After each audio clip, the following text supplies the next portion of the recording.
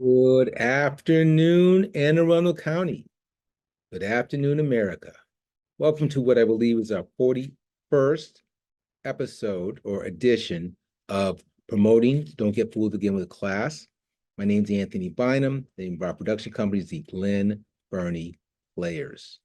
These are exciting times in Anne Arundel County. These are exciting times. We're going to talk a little bit about them in just a moment. But first, a little bit of business here. We want to shout out to our affiliates. So in PG County, we have Green Belt Cable Access. And in Amherst, Massachusetts, we have Amherst Media. So we want to thank them for running our show. Thank you very much.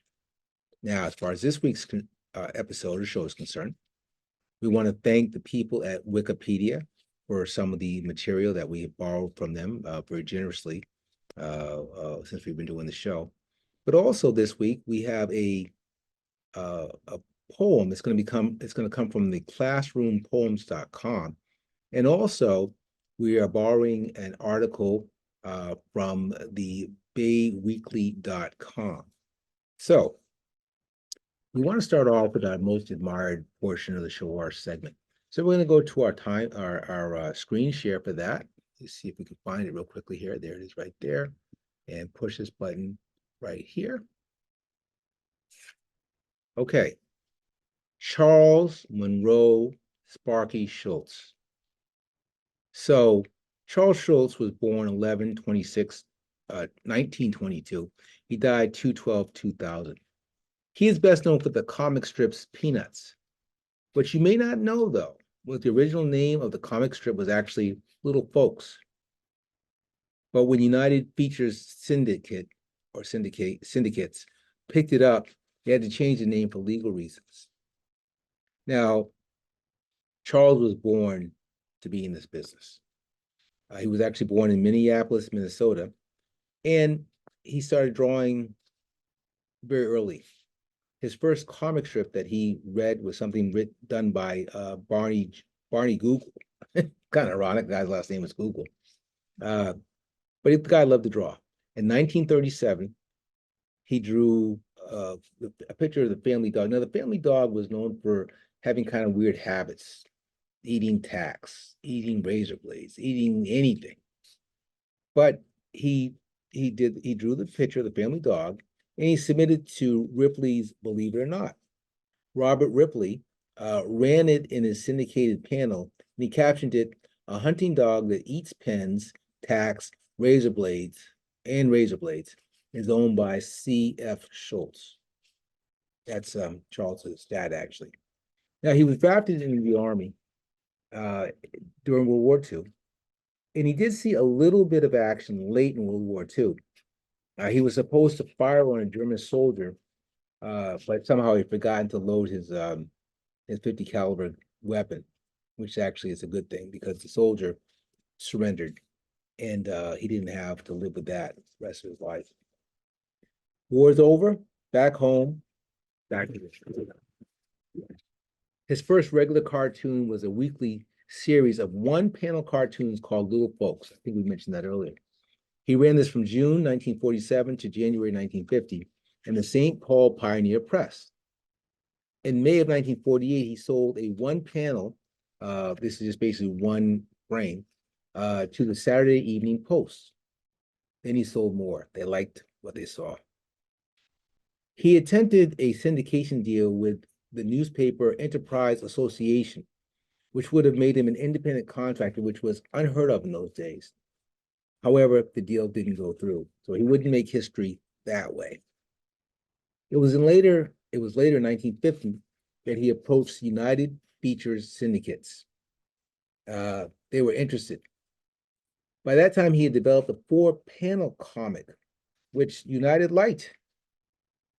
So you could say the rest is history. Well, let me give you some numbers.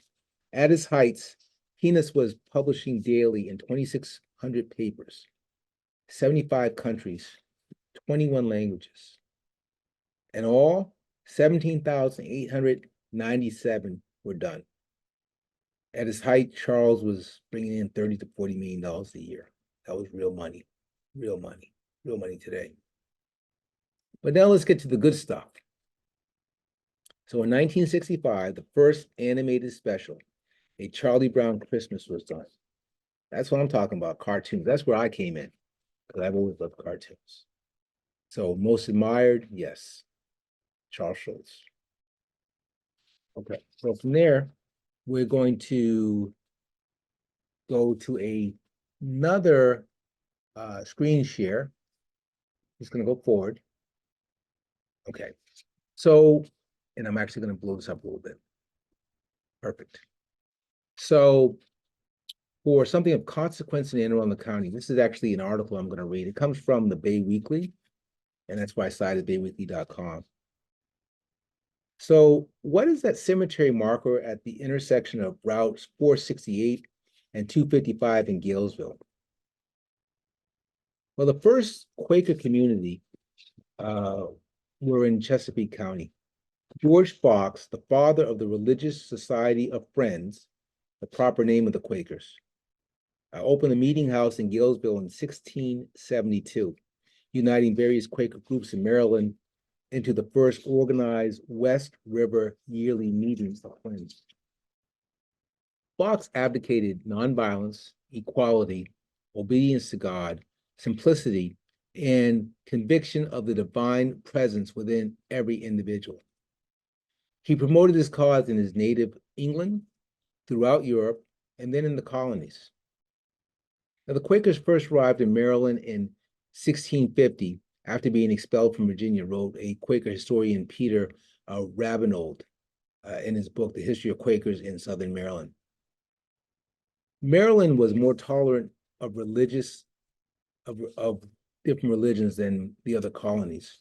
For nearly a quarter century, the Quaker community thrived, with hundreds of Quaker families establishing themselves throughout the area.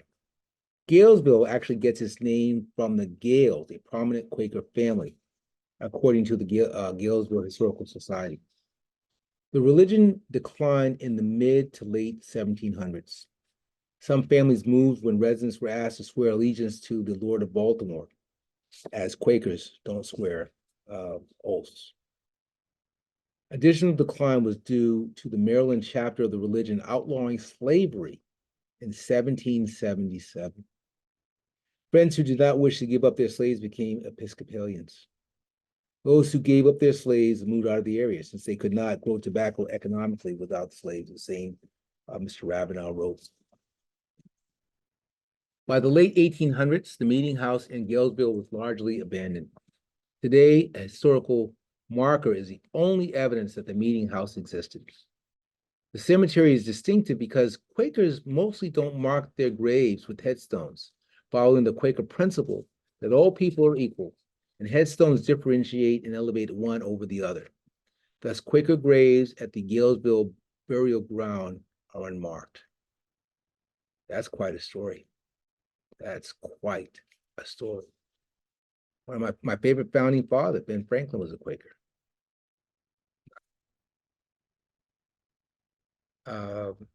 Okay, and we're going to stop the share. I'm going to stop the share. We have one last thing we want to do this week. So I was thinking about kinder. I was thinking actually about Neil Young, actually.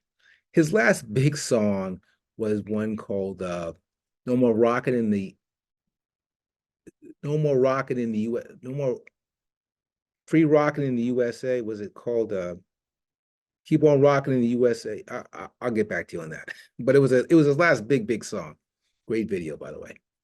And in that song, he borrowed a little bit of a line that George Herbert Walker Bush used while he was running for his last presidency, or I think it was actually inauguration, actually, and it was his 1,000 Points of Light speech. So Neil had a little fun with that in the song. Don't worry, I'll get it. But this week, the poem is actually not the 1,000 Points of Light. It's an adaptation of it.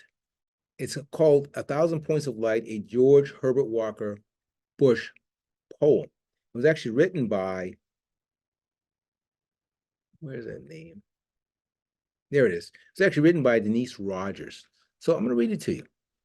A kinder, gentler nation, 1,000 points of light, a kind and gentle push to do the things we know are right, a gentle push to volunteer, to put another first, to celebrate America, the best parts, not the worst. And though he's known for Desert Storm, for bombing through the night, his thought that was uplifting was his 1,000 points of light. That was very well done. That was very well done. So it's keep on rocking in the keep on rocking in the free world. I knew I'd get it. It's a great song. So it's his last great song from Neil Young. So everybody, it's been a pleasure. It's been a pleasure. These are exciting times here in Anne Arundel County. Exciting times. Now, if you haven't had a chance to see Maryland Men of the Cloth, or you haven't had a chance to see Talking Tech with Friends, they're available on our YouTube channel at Anthony Bynum 1948. Please check them out. So for this week, that's going to finish things up for the Glen Burnie Players. Again, my name's Anthony. Bye-bye.